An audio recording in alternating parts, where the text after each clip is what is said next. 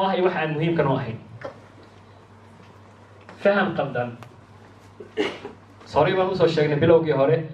waxayn had iyo jeer marka laga hadlayo qorshe iyo waxyaabahaasi inta badan fahamkeenu diinteenu ku saleynaa maadaama diinteenu ku saleynaa waxaan aaminsanahay Ilaahay baa wax kasta qadarayo Ilaahay baa wax kasta sahlayo khalaas tala saarashadu waa wax waajib ah muhiim ah laakiin haddana waxa loo baahan yahay qofka inuu dhaqaaqo waxa inaga hortaagan caqabado kala duwan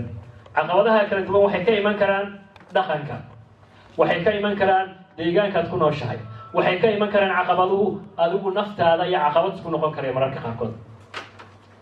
waxay naga hortaagan ugu dambeyn baqdin intuu wada sheegteen mid kastaba 3 iyo 4 ayaa hoos imanayso baqdin baa naga hortaagan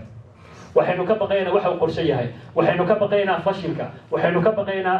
haddii aynu talaabo sameeyno dadka kale sidee arkayaan inta badan waxaynu wax ku saleynaa waxa dadka kale ay naga arkayaan haddii adigu aad iga aragtid maanta wax wanaagsan wixii waxaan u arkayay inay wax wanaagsan laakiin haddii anigu aan aaminsanahay macna Saciid inuu iga arkayo inaanahay qof xun qof hadduu waxaan ku talaabsaday iyo waxaan munaasab ahayn baqdin baa hayso horey uma safanayo afarta su'aal afarta qodob ayaa inaga hortaagan inay nolosheena qorsheyno maxay tahay tilmaamaha lagu garto qofka wax qorsheyn karo inaad tahay qof wax qorsheyn karo inaadan ahayn maxay tahay wax tilmaamta ah ee lagu garan karo inuu qofka xanuunsan yahay waxa laga gartaa ishiisa Soomaa inuu roob daayo waxa laga gartaa saxada iyo goonka iyo dabaylaha dhacayo inaad adigu tahay qof wax qorsheyn karayo maxay tahay waxa lagu garan karo maxay tahay aqoonta uu leeyahay aqoon okay dabaan fiirina marka number 1 qodobka ugu horeeyo qofku wax qorsheyn karayo laga duwan waxa weeyaan wax urin inuu wax urin karayo qof haddaan wax urin karin haddaan maskaxda si hagaagsan u isticmaali karin haddii awoodaha la ugu siiyaan isticmaali karin oo aan waxba urin karin wax dadka aan haysan aan soo sameyn karin aan soo ikhtiraaci karin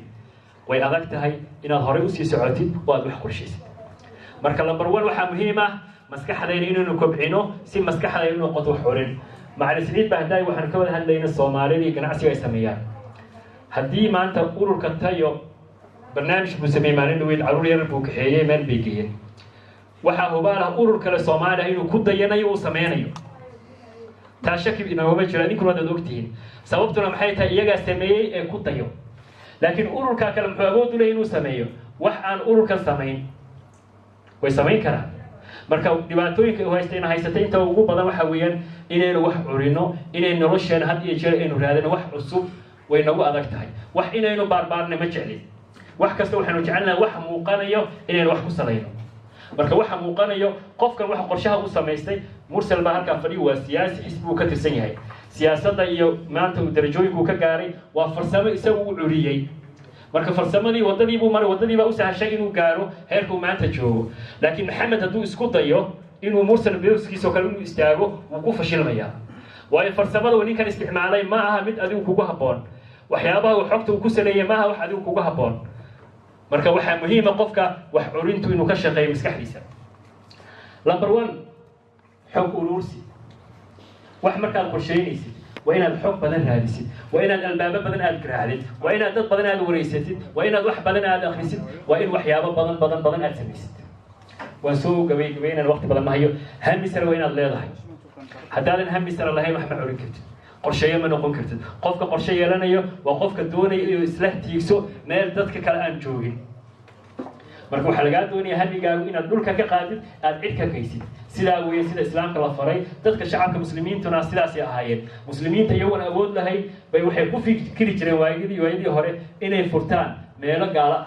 way wada ogtiin Spain iyo Rome iyo meelo badan bay muslimiintu furteen haddana iyagu nabigana wuxuu tilmaamayay in hamigaasi la gaari doono waqti la gaari doono in muslimiintu adduunka dhan wada qabsanayaan asxaabadu waxay taa ku gaareen hamigooda sare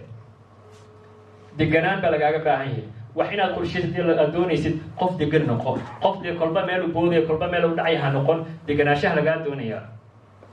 maxay tahay tilmaamaha lagu garto qorshe laabaha qofka aan wax qorsheyn karin aan awood lahayn wax qorsheey maxaa lagu gartaa waad arkaysan dameerkaas alaabtaas u saaray dameerkii dhaqaaq markii dameerkii u rafay marka ninkan tacabkii iyo hawshii uu sameeyo dhan maxay noqotay alaabtii inuu ka furo dameerkii uu furo haddana alaabtii way sugaysa inay dib u raro hawl qabya ah marka hawshiisa dhan waxay noqonaysaa mid iska qabya ah laba waxaa lagu gartaa qofkaan wax qorsheyn karin xog been ah maanta oo dhan waxa doonaya inuu ku sameeyo wax been ah hebel baa sidaa noqday marka may sidaa ma ahayna sidaas buu sameeyey waxa loo sheegay runta ah maanta ma qaadanayo 100 marmarsiyo iyo 100 waxyaabo aan jirin buu raadinaya marka xog been buu qof rooy wax ku sameeyo beenna waa socon mayso way waxa laga doonay wax markaa sameynaysid wax dhab ah oo run ah oo naftaadu ka gadmayo inaad wax ku salaysid marka xog been oo qofka maanta isku maad doonis joogta ah maanta wuxuu kale wallahi anigu waxaasan iska nabi lahaay waxaasan doonay inaan noqdo sidaas ahayd sidaas ahayd waa noloshiisa oo dhan waa rajo ku nool gabayna rajo ku nool baan ahay mid kastoo inaga mid ah maanta wuxuu ku fikiraya inuu Soomaaliya aado soo sax ma ah laakiin mid ka dhibaajiyay intuu alaabtiisa qaatay guriga fasaxay Soomaaliya degay ma jiraan waa may marka doonis joogta ah ugu jirta maanta waxaasan sameeynaya marka qofka inta maskaxdaada ay ku jirto waxaasan sameeynaya waxaa tahay qof qorshe aan lahayn degdeg badan baa lagu arkayaa maanta oo dhan degdeg buu ku jiraa hawl buu sameynaya hawshuu ka boodaya mid kale u dhacaya maanta oo dhan wuxuu noqonayaa circle qof roondeel ku jira gaari maanta saa u wareegaya waxaa lagu gartaa dulqaad yari dulqaad ma laha wayo markaad doonayso wax inaad gaartid waa inaad dulqaad leedahay waa inaad waqti aad gelisaa waa in qofka uu la yimaado dulqaad badan oo waqti kasta iyo goor kastaba ah waad aragtaan odaygaa meesha taagan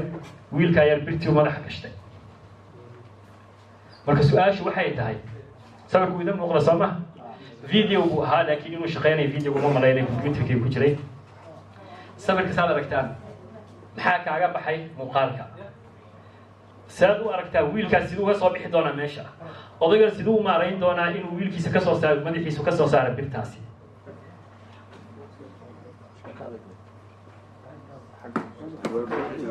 okay saddex qof sheekhaan siinayna okay wiil baa laba tiim oo madaxa la galay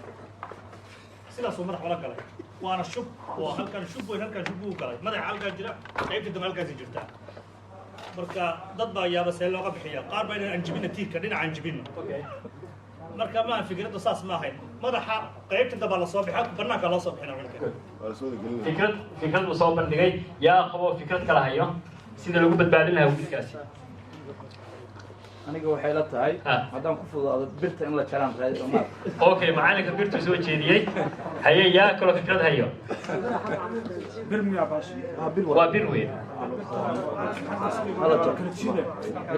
okay okay haye yaa kala fikrad kala hayo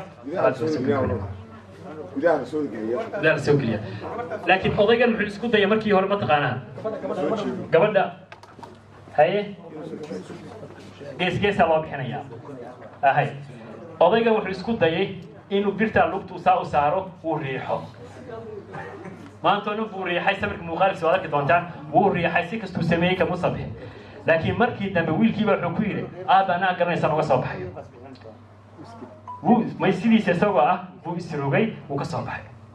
laakiin odayga waqti badan buu geliyey intaasi way isma weydiin wiilkan siduu meesha u galay wuxuu isku rogaadeen video ahaan buu ahaa inaan idin tusno wiilkii wuu isrogay sidaan garab buu istaagay sidaan buu soo galay intuu marka soo galay buu haddana sidaas sameeyey isku rogay laakiin markuu soo baxay sidaan buu soo baxay laakiin odayga isagu wuxuu isiri wiilka maadaama meesha uu soo galay inuu birtii jaro iyo inuu birtii lugaha ku kala ayu waqti badan buu geliyey gabagabo salaadii baa la soo gaaray halkan baan ku ekeen doonaa qaybta koowaad baan u malaynayaa in aynu ku ekeen doono su-aalahana maqribka markaan tukano ayaynu isweydiinayna miiskaynu fadhino qaybta koowaad halkaas inoogu eg tahay waa hal su-aal baanu kasoo jawaabnay qaybta labaad iyo saddexaad iyo afraad iyo shanaad baa dhiman marka waqtigana uu iska gabgabo marka waxay noqonaysaa madal kale iyo maalin kale iyo goor kale inuu ilaahay isku kaaya keeno dadka qofka daneynaya in uu marar kale yimaado waxaan ka codsan lahay in telefoonkiisa iyo magaciisu inuu qoro si loola soo xiriiro ama loo soo ogeysiiyo goorta ay noqonayso marka intaasaan kusoo ganaanadi doonaa haddana arrinkaas waxaan u dhiibayaa بسم الله الرحمن الرحيم وتكلنا كده على سوسو نقولنا قبل halkaan ku tukanayaan halkaan inoo ku tukanaa ragga marka soo noqonayna ka bacdina